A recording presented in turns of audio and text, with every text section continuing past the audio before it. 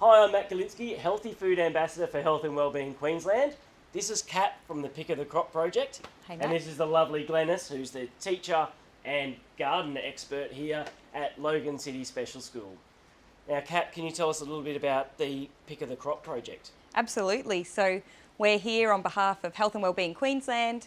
We've got the Pick of the Crop project happening at a number of schools already around Queensland, Logan City Special School being one of the lucky ones.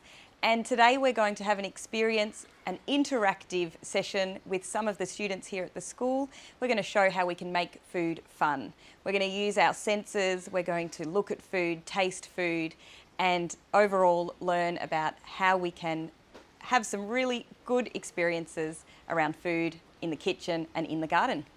Well, I guess the best place to start would be the garden, wouldn't it? Absolutely. So we get some kids together and get Glennis to go and show us around? Sounds good. Fantastic. Let's go.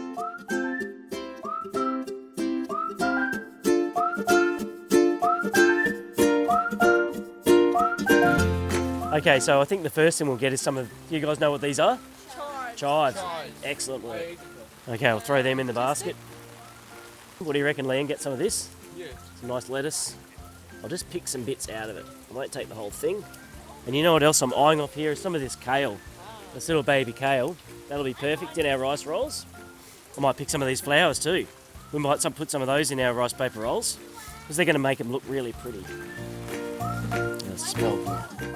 So Glennis, we've just been out in the garden and it's not just you tending to the garden, it's all the kids. They are growing the stuff and then bringing it in, going picking it and bringing it in and eating it, aren't they? Definitely. The students are in from the very beginning.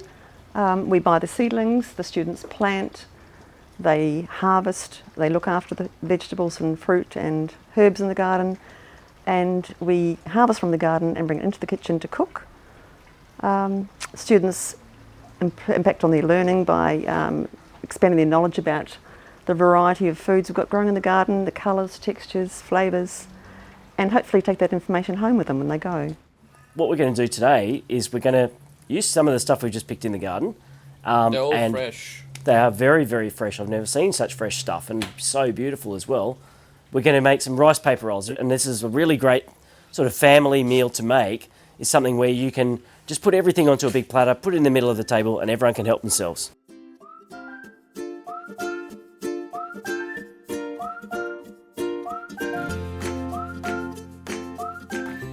So I can see, Matt, that we've got a range of different colours on our boards there. Yep. We've got reds, we've got greens, we've got oranges, we've got the white of the chicken. And what we might find with some kids is that they actually will only be drawn to certain colours of foods. Absolutely. And so it's great to have all of those on offer so that when we're making something like a rice paper roll, that the kids can choose which ones that they want to eat. Okay, so basically, when we've got our rice paper rolls, guys, we're going to have 3 different dipping sauces for them. So we can try all the different sauces. And so what I've done is I've made a sweet and sour sauce, a soy-based sauce, and then I've done this, what I've called green goddess sauce, which is avocados, yogurt, and then I'm going to throw those herbs from your garden into this. The chives. Yes, please. I need a stirrer. Parsley's done. It's perfect. Good carrot work. Okay. So, Matt, I've just seen that Michelle, one of our teachers, Yep. is working here with Savai Yep. with something called an ALS, an assisted learning... Aided language support board. Can you tell us a little bit about it, Michelle? So basically, some of our students need a little bit of support to understand what's happening and also to communicate their own needs. So we use a board like this to just talk about what's happening and to provide opportunities for students to have a voice throughout learning experiences. Fantastic. All right. So it's best if you have like a chuck cloth or a clean tea towel or something like that. And these are the rice papers here. You can see those. And they only need to be in there for about 10 seconds, and then they're ready to go. Now I'm... Okay, thank you. You can be our official counter. Thanks, Cassie. Okay, so I'm going to show you one first, and then you guys are all going to have a crack at it, okay? Now, I like chicken. I like all this stuff. I'm going to put as much stuff in as I can. The secret is though, don't put too much of any one thing in there. So, because otherwise we won't be able to roll them up. So a couple of bits of carrot, some celery, a little bit of avocado. Pretty tasty. And then they look really pretty. We might put a couple of bits of cucumber on there. And then just strip that like that. And then, oh, I've got this nasturtium leaf here. If I do this, go like that, then that's going to show through the rice paper. I like coriander, so I'm going to put coriander in mine. And then, to make it extra pretty, these little marigold petals, I'm going to sprinkle some of those. Yeah, you can eat them. They're beautiful. And you know what else they're good for in the garden? Do you guys know why you have marigolds out there? Is it just so they look pretty? Look, honey. No, well, it attracts bees. So what do you need in your garden to make all the plants pollinate? You need bees. And those marigolds are the thing that bees will just go, wow, they look great. We'll go to that garden there. So now, it doesn't really matter how you do this, but what I do is I roll it over a little bit like that, fold the sides in. It doesn't matter if they kind of turn out a bit wonky. I've made about 1 million of these in my time, so I know what to do. I'm pretty good at it. Oh, wow. And then like that. See, and you can see the little nasturtium leaf and you can see the petals through it, so it makes it look pretty as well. And the idea is you just dip them in your sauces and away you go. So that's my one. What we might do is we might get a couple of you guys doing them at a time. So we'll put 2 of these in. So Matt, what's been your experience of working in the kitchen at home rather than in restaurants? I eat really, really healthy. So for me, I do eat a lot of vegetables.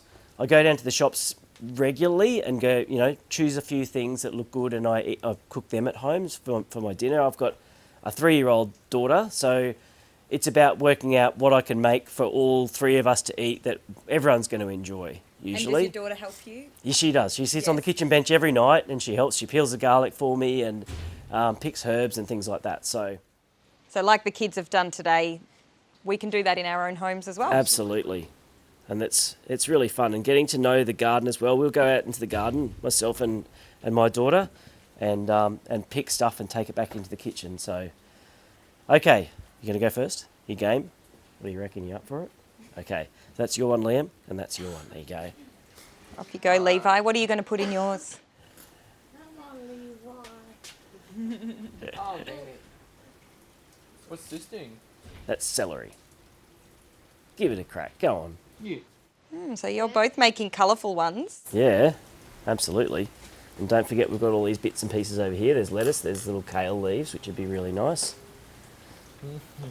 What did you think about that coriander before?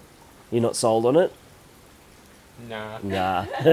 But did you know sometimes you have to try something 20 times before you might start to like it? Really? Yeah, 20 give me- times. Why? Sit there. Because that's when our body starts to get used to a new flavour or a new food. Yep, that sounds about right. Now's the tricky part. Now you've got to roll it up. That's a lot. Okay. So, Levi, what you do is roll it over like that. So you wrap it up like a present almost. Yeah, pretty much. Then you fold the sides in and then just roll it back. Keep on rolling. Vanessa, what are you putting in there? Avocado. Avocado. So avocado, how does that feel when you pick up the avocado? It feels a bit soft. A bit soft, a bit slimy maybe? Yeah. So what we have here, not just lots of colours, but we have different textures as well of foods. So we've got some foods that are soft and slimy, and we've got some foods that are hard and crunchy. And what we might find is that some of the students or some of our kids might only like soft foods or might only like crunchy foods. And this is another way that we can work within what foods feel safe. both. Another thing I love about this recipe, Matt, is that we're using our hands and it's really good for our fine motor skills. It really is, definitely. And so we can see how the kids are working to fold, to wrap, to place. And that's the thing, once you've done this 100 times, you get really, really good at it as well. Are we nearly ready to try this? I think we are. We've got dipping sauces here. What we might do when we go to try these rice paper rolls, and I might invite a couple of the kids back with their plate, and what we might do, and I'm going to stand here with Cassie, is we actually don't even need to try food first. We can experience the food with our different senses. So the first thing we might do with a food, particularly if it's a new food, is look at it. Exactly, Cassie, you read my mind. So that might be the first thing we do. So everybody can have a look at their rice paper roll and think about, what can they see, what colours? And sticky. And the next thing you might do is you might Soft. touch your rice paper roll next. No, I tried it. It's so soft. Oh, you already tried it. So everyone can touch their rice paper roll next. Hold it in their hands. How does it feel, Cassie? Sticky. A bit sticky? Yeah. And the next thing we might do with our rice paper roll is we might bring it up to our face, but don't eat it yet. Can you use your nose and smell it? Smells weird. It smells a bit weird. What do you think, Michaela? Did you smell anything? Did anybody smell anything? Yeah, I did. What did you smell, Liam? The whole food and with the I can smell like the Tasty. lettuce. The lettuce or the coriander or the parsley, those beautiful herbs that we had, they normally have a strong smell. well, there's with flowers in it. And with flowers, exactly. So flowers have a smell too, don't they? The next thing we might do is actually put the rice paper roll near our mouth. No. Can you do that? Yeah. We're waiting until I'm sitting. So we're gonna start to get even closer to the rice paper roll. So you can pick it up with your hands and you can lift it towards your mouth. Why don't we all try that? Yeah. You can even stick your tongue out. Yeah. Go on, Vanessa. And then the last thing we might feel ready to do Is eat. is eat it. I Exactly. read your mind again. You read my mind again.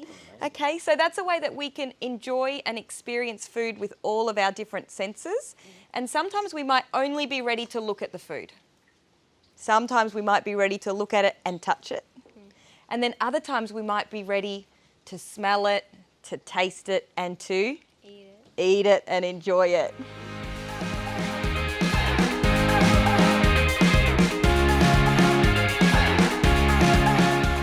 Okay, are you guys ready? Are you game? You ready to try it? Yes. Okay. So now I want you to pretend that it's good even if it's not good, okay? Yeah. We're going to ask him in just a moment. Ready, set, go.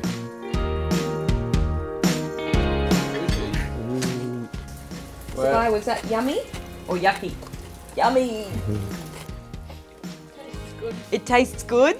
Crunchy and good. Crunchy and good. Michaela? Crunchy. Also crunchy.